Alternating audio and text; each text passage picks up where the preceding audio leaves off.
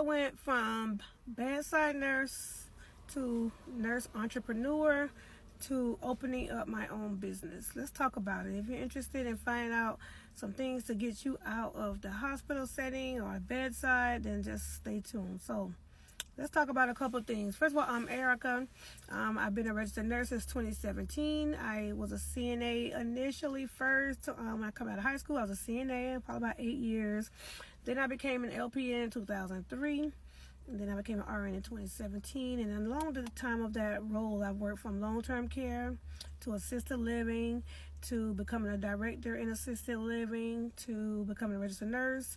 And then ultimately working bedside in the hospital settings. And also I've also worked in the clinics and in like a family practice type setting. And then I have also been travel nursing. So after I became an RN, I worked about 1.5 years in the hospital setting.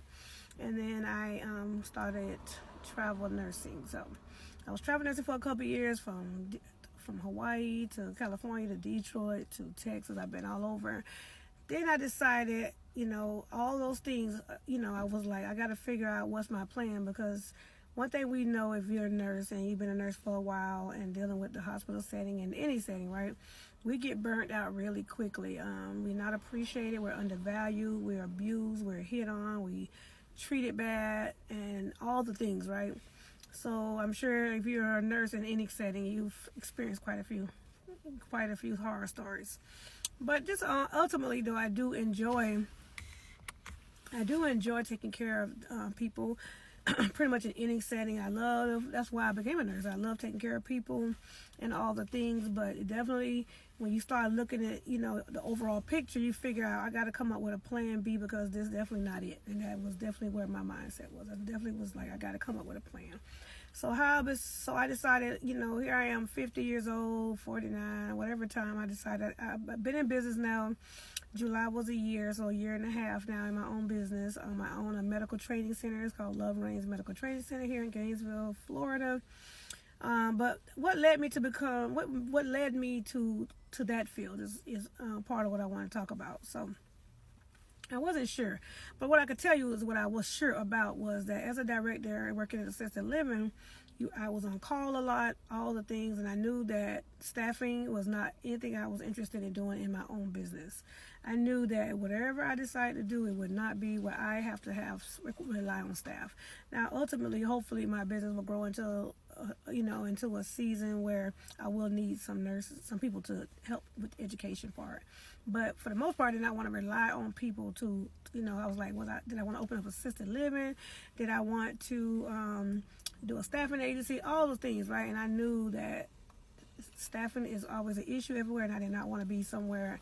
I didn't want to work in a field where my job would overtake my whole life. Right? Because I never want to be, family is everything to me. That's more important than anything. And I did not want to be in a field of work where I have to be in a restaurant or be somewhere and I got to be called into work. Or if I go on vacation, I got to be stressed out wondering if somebody's going to be able to work for me.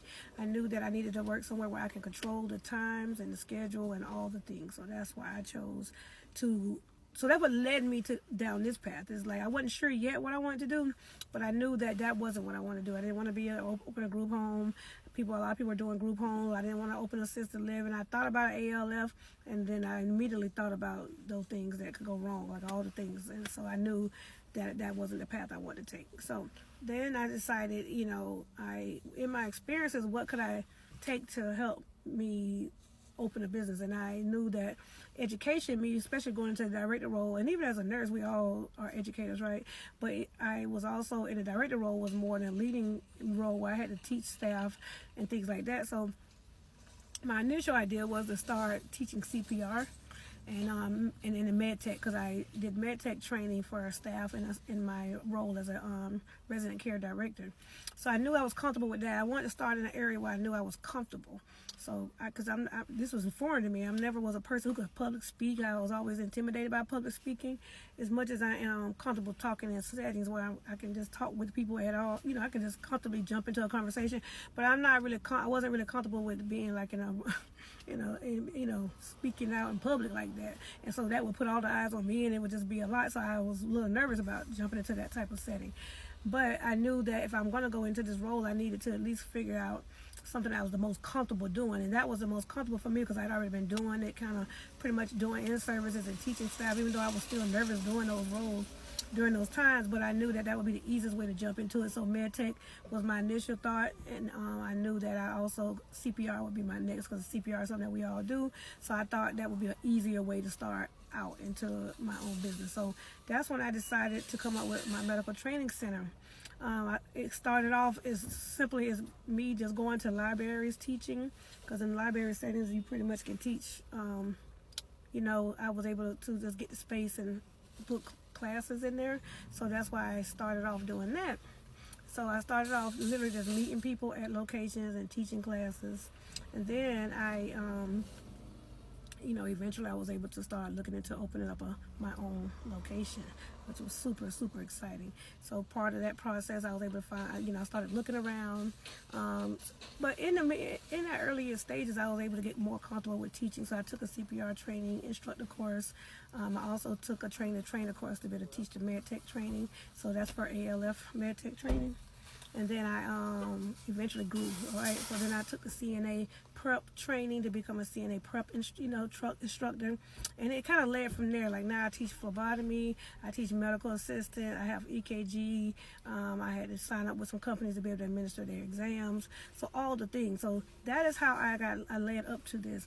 And then once I decided to look for a location, and I was so grateful that this kind of fell in my lap, so I was able to, I'd already LLC'd, I did all the things ahead of time, so if you're not familiar with that, I do talk about some of the things you have to do to get prepared, which is you're going to have to obtain an LLC, you're going to need an EIN number, employee identification number, like your social security for your business.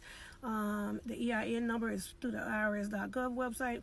Your LLC you'll have to submit to your state. I'm in Florida, so you have to pay a fee. It might have been about $150, $160 to get started with that. And then it was just a matter of me just, finding out all the things I need to do to open up my business. I was able to obtain a lease. I got approved for the 3-year lease on my building.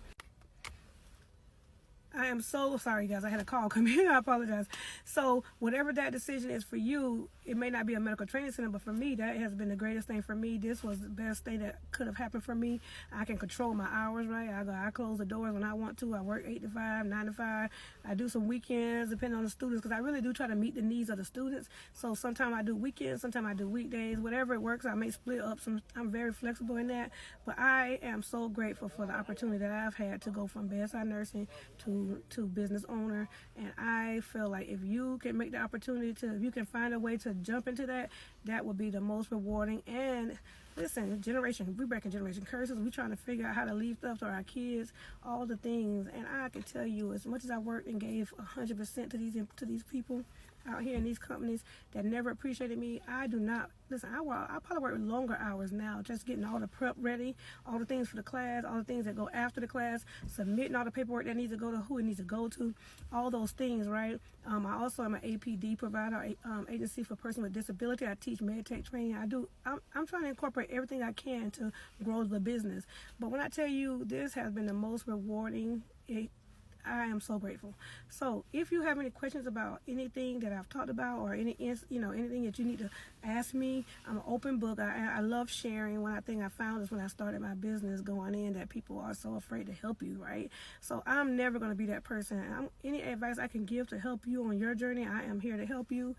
Write down any questions in the below, or whatever you need to do to, communicate with me. I am here, and understand that this is definitely worth the reward. So please, if you are at a place where you're like, where do I start? What do I need to do? Just do it. Because, at the end of the day, it's either going to sink or swim. And I feel like once it's our own business, once we invest in ourselves, we're going to make sure it wins, right? And that's where I'm at. So I just want to come in and share that information. I hope this helps somebody. And if you have any questions about anything I've said and about my journey, just DM me, put any questions in the comments, and I am willing to answer. You guys take care.